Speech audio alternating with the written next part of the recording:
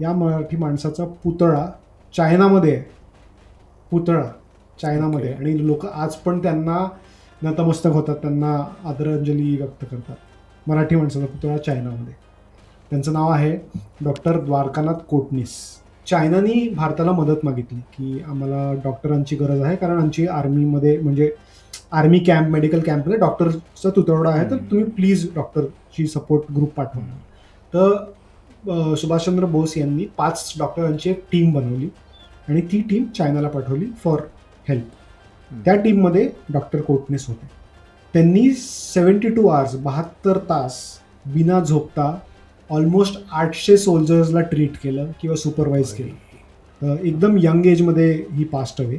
आणि त्यांच्या या सर्व्हिसमुळे, चायना गव्हर्नमेंट आणि चायनीज आर्मीच्या त्यांच्या सर्व्हिसमुळे तिथल्या एका पार्क की तिथल्या एका मेमोरियलच्या इथे त्यांचा पुतळा आहे.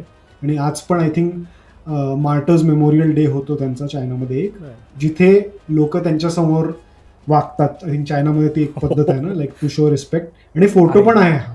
चायनीज लोक मराठी माणसासमोर झुकताय. तेच तर.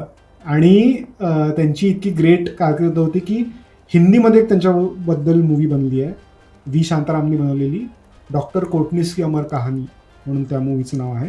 आणि इवन चायनामध्ये पण एक त्यांच्या चायनामध्ये पण त्यांच्यावर एक मूवी बनलेली आहे.